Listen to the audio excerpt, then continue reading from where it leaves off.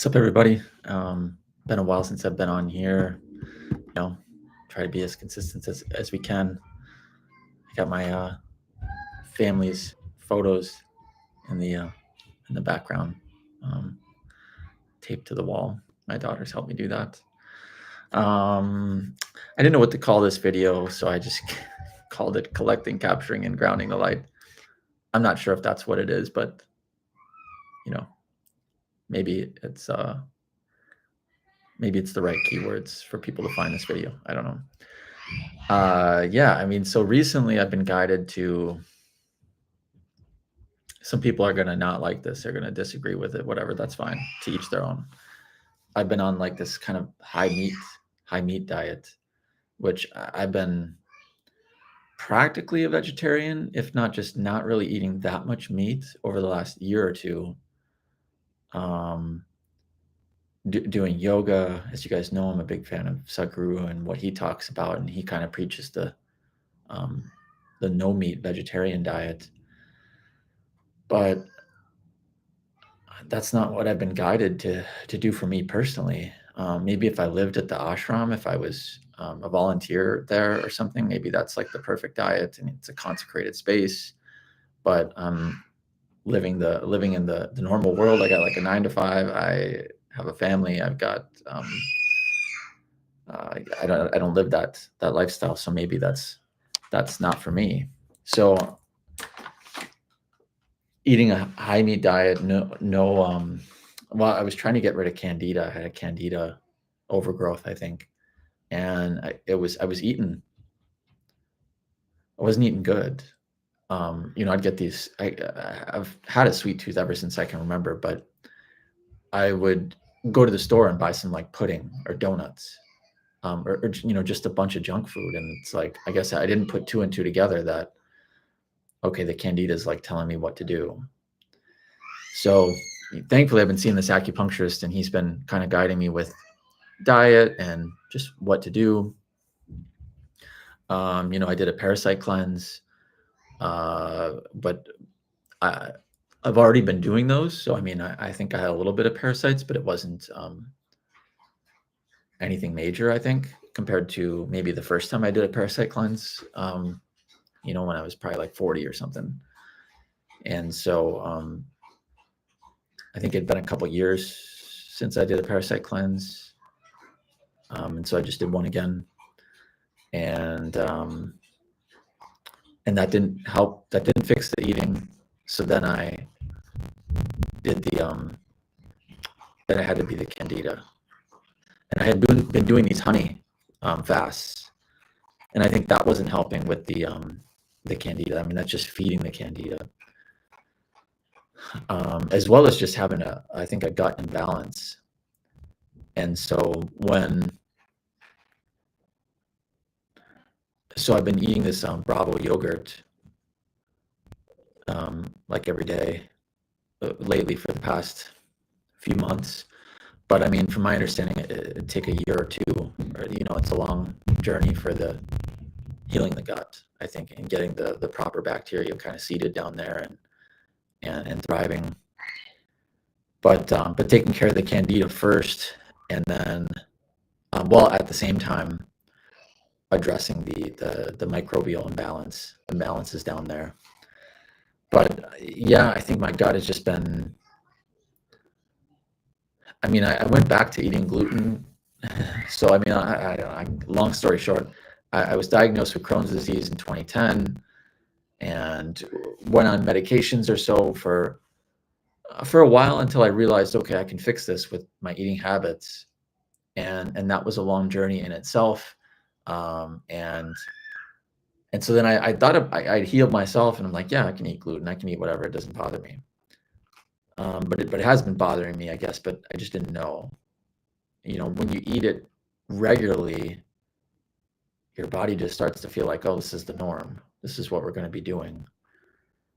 And I think it stops telling you, like, well, he's just going to eat it anyways. So I'm just going to tell him, I'm not going to tell him anymore. It's a waste of my time or energy or something. So, but I can tell from not eating gluten for even just a few weeks to eating it again, it's like, oh, it's a yeah, it really hurts the gut. So at least for me, I know it does for a lot of other people too, but maybe not everybody's like that. Um, so yeah, the high meat diet. I was even doing veggies. Like I just couldn't bear to eat like just meat. I was like, let me at least eat some veggies with it. Nope, had to stop doing the veggies. And then and that's also going to help ground in the higher frequencies with the meat, which to me was like the opposite. It's like, well, I don't want to eat the meat. I want to be in the high frequencies, but I guess the meat is helping me to ground the high frequencies into myself. And so then they're becoming a part of me and they're staying there. They're not going anywhere. And so then the second part of that, so for the candida, I stopped eating sweets, and immediately within a couple days, there was these huge sugar cravings to go buy something like that. I think at one point I did go get some ice cream, but then I was able to kind of push through it and just not eat sweets for a while. And the cravings went away after like a few days or a week or something. They were really bad for a while there. It was like, wow, you just did get it. You kind of go into this autopilot where you don't even realize how much of a hold it has on you. And I just ate some sweets yesterday. I was at like a party and just a get together, but I wasn't pulled to it. It was like, I'm gonna break my diet. I drank some soda, which I never drank. I had a cupcake. I had some other stuff, and it probably wasn't good for me, but I think it's okay every once in a while to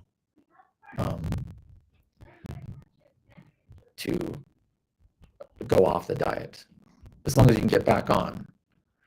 And I have. I'm right back on it. You know, when I'm at home, I don't have that stuff. I don't have junk food around.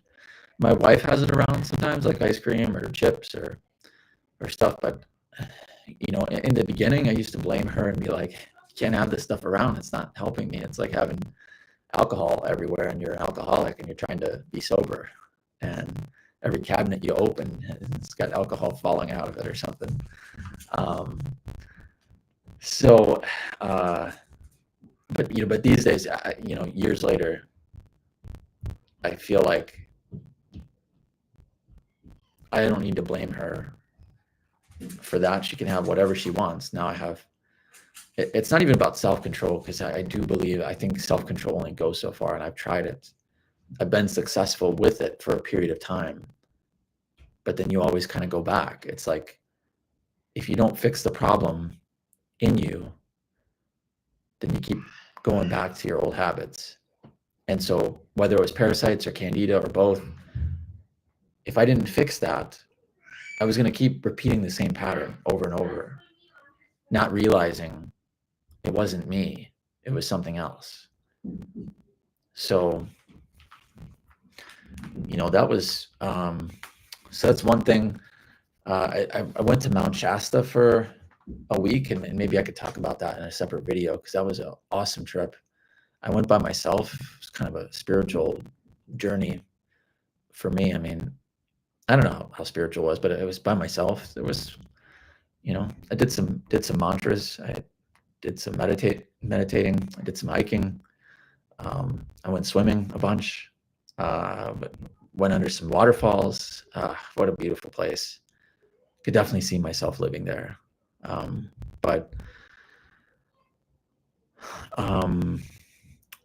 Okay, where was I? So I get back from Mount Shasta. I feel great. I feel amazing, like the best I've felt in a while. And the thought just came to me of like going to the gym.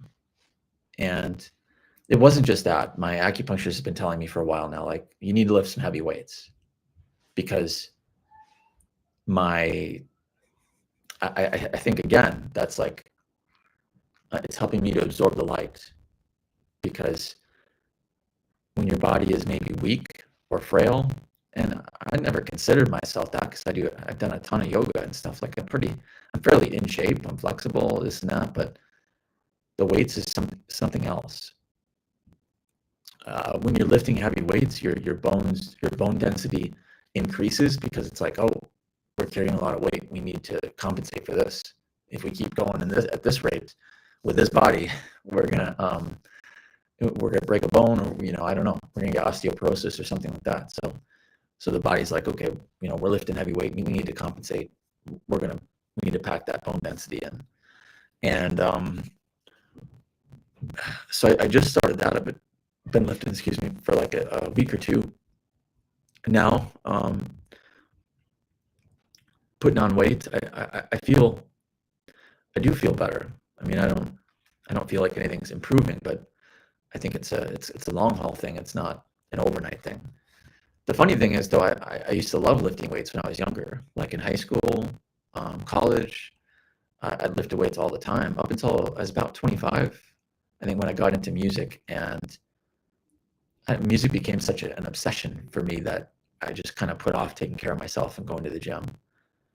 And sporadically, I would maybe feel the calling, or just feel like I want to go back to the gym, and I would go for like a few weeks or a month or 2 months or whatever, but I wouldn't keep going and go regularly. And at the time, I was drinking and stuff too, so you get hungover, you don't want to go to the gym the next day, and then you eat junk, you eat garbage. It affects your growth if you're out drinking and you're trying to maybe gain weight or bulk up or go hard at the gym. It just doesn't mix. You can't really do both, in my opinion. You can, but for me to be successful, I can't do both. I need to stop with the drinking while I'm lifting and training. And then maybe once, and that's the last time I lifted, I think, which is like 8 years ago. I stopped drinking for probably a few months, maybe, I think, unless it was just on the weekends. I can't remember now, but and I got really big, and I bulked up, and I got big and was lifting heavy, and actually I was pretty proud of myself, because for 35, 36, however old I was, how many years, I was lifting what I was lifting when I was like 21 or young. I don't remember, 23. So I was like maxing out at the same weight, and I was like, wow, I was impressed with myself. I'm like, good job. You can lift what you used to when you were 21. Yeah, who knows? Maybe this time I'll surpass that. But it's exciting, yeah. But I think anchoring the light is that's a good word. Maybe I should rename the video to Anchoring the Light, because that's what I'm doing. I'm anchoring the light. And yeah, that's what I've been guided to do. So hell of a journey I'm on, I guess. I'm still working on music, and I kind of go back and forth on it. I mean, just trying to make time for it. My schedule just seems so busy. Although I heard I'm going to get busier. I don't know what that means. Like, how much busier could I be? Maybe if I didn't have to work, or whatever, maybe I wouldn't be as busy. But I'm busy as hell right now. I'm like taking naps in the middle of the day. I can't get enough sleep at night. My body just doesn't want to sleep anymore. And maybe that's part of anchoring the light.